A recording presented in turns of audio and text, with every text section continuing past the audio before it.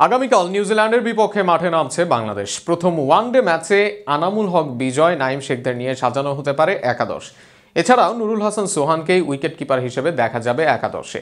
Allrounder Mosaddek Hossain সৈকতও খেলবেন মিডিলে। সেক্ষেত্রে নিউজিল্যান্ডের বিপক্ষে বাংলাদেশের প্রথম ম্যাচের সম্ভাব্য একাদশ নিয়ে বিস্তারিত থাকছে প্রতিবেদনে।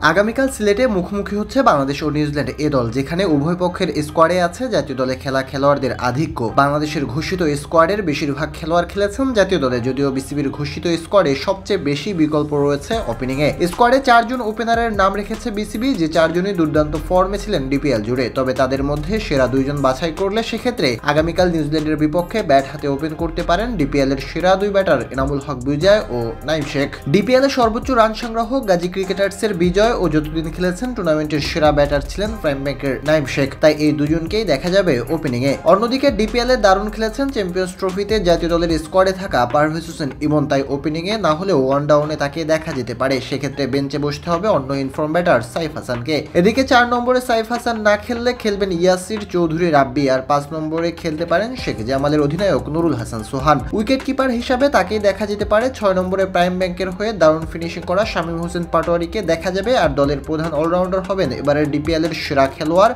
ও চ্যাম্পিয়ন আবাহনীর ক্যাপ্টেন মোসাদ্দেক হোসেন সৈকত। ডিপিএল এ যৌথভাবে সর্বোচ্চ 30 উইকেটেরও মালিক ছিলেন তিনি। দলে যেহেতু মোসাদ্দেক স্পিনার হিসাবে আছেন, সেক্ষেত্রে যদি 2 স্পিনার নিতে চায় তাহলে 8 নম্বরে খেলতে পারেন রেজাউর রহমান রাজা। সেক্ষেত্রে বাকি 3 বোলার হবেন স্পিনার তানভীর ও 2 পেসার এবাদত ও শরীফুল ইসলাম। কিন্তু যদি 3 জন স্পিনার খেলানো হয়, সেক্ষেত্রে রাজার জায়গায় খেলানো হতে পারে নাইম হাসানকে। আগামীকাল সকালে সিলেটে মুখোমুখি হবে বাংলাদেশ ও নিউজিল্যান্ড এ দল। এই সফরের জন্য গত 1 মে বাংলাদেশে এসেছে সফরকারীরা। এদিকে এই স্কোয়াডে শুরুতে মুস্তাফিজকে রাখা হলেও পরে মুস্তাফিজুর রহমানকে জাতীয় দলের ক্যাম্পে ও খালেদকে এ দলের স্কোয়াডে রাখা হয়। প্রসঙ্গত, কাল থেকে মিরপুরে শুরু হতে যাচ্ছে পাকিস্তান ও শ্রীলঙ্কা সফরকে সামনে রেখে জাতীয় দলের প্রস্তুতি ক্যাম্পও।